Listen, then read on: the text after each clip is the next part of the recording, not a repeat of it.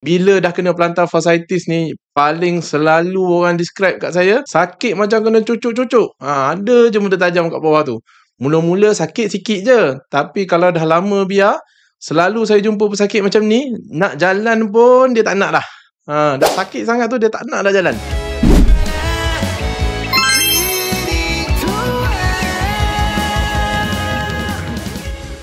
Okey, Assalamualaikum dan salam sejahtera. Selamat datang dan selamat kembali diucapkan ke channel Klinik Tua. Hari ini bersama saya lagi Dr. Akram, dan hari ini kita nak cerita sikit pasal sakit nombor 3 paling kerap saya jumpa. Bukan nombor 1, bukan nombor 2, tapi nombor 3 paling kerap saya jumpa di klinik, iaitu sakit tumit. Sakit tumit ni dia adalah masalah yang boleh saya katakan paling mengganggu aktiviti harian. Kalau sakit lutut ni, biasanya kalau time jalan, time berdiri, tak adalah sakit sangat. Tapi kalau cerita pasal sakit tumit, nak berpijak pun dah seksa. Yang pernah tahu, yang pernah rasa, mesti setuju dengan saya. Jadinya pada hari ini, saya akan ceritakan 3 punca sakit tumit yang paling popular. Dan akhir sekali, saya akan jawab soalan, bila perlu tumit nak kena cucuk? Okey, so sakit tumit ni, dia ada macam-macam penyakit. Macam-macam lah, dia boleh jadi bursitis, dia boleh juga jadi fracture. Tapi yang paling glamour, paling popular sekali, semestinya plantar fasciitis.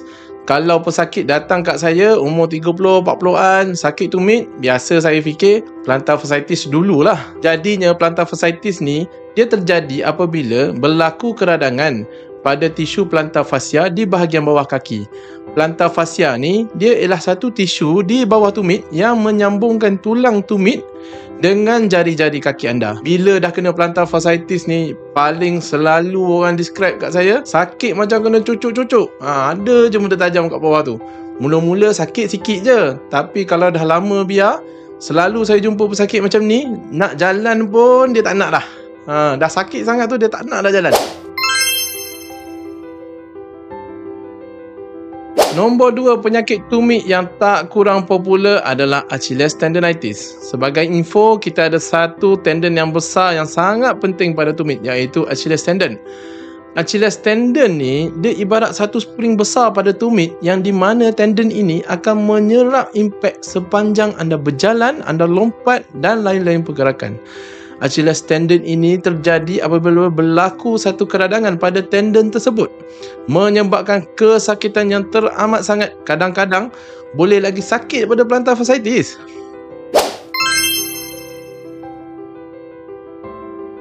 Ketiga yang biasa terjadi sakit tumit ni ialah disebabkan oleh heel spur, yang di mana biasanya terjadi apabila penyakit plantar fasciitis tidak dirawat dengan betul. Bila terlalu banyak keradangan berlaku, akan ada berlaku satu pertumbuhan tulang taji pada tumit tersebut. Bila dah jadi macam ni, kebanyakan rawatan mungkin dah jadi susah nak bantu. Yang tinggal hanyalah rawatan pembedahan untuk buang tulang taji tersebut. Jadi, soalan yang paling ramai orang nak tahu, bila perlu saya cucuk tumit, doktor? Cucuk tumit ni biasanya doktor akan cucuk lah ubat steroid ataupun suntikan regeneratif seperti PRP ke tumit tersebut. Biasanya kita akan nasihatkan untuk pesakit-pesakit cari klinik perubatan yang ada ultrasound supaya ubat yang kita cucuk tu lebih tepat ke arah yang sepatutnya lah. Saya juga suka nasihatkan pesakit, kalau sakit itu baru je terjadi, kurang dari 1 minggu, boleh gunakan teknik icing, letak ais dahulu, rehat yang secukupnya dan makan ubat-ubatan. Namun, kalau dah lebih dari 1 minggu, saya suka cadangkan pesakit-pesakit saya, cucuk sajalah. Cucuk saja steroid ataupun PRP supaya sakit itu tidak melarat makin teruk. Apa-apa pun, dapatkan nasihat dan konsultasi dahulu dan pastikan diagnosis itu tepat sebelum setuju dengan apa-apa rawatan. Jadi itu saja untuk video kali ini. Kita dah bercerita tentang sakit tumit.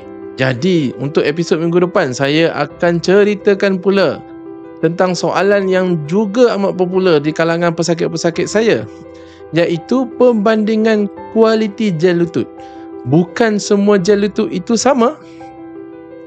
Sampai di sini saja, jangan lupa untuk like dan share dan komen sekiranya anda ada pengalaman tentang topik hari ini. Jumpa lagi minggu depan. Ingat kesihatan sendi, ingat klinik tuah.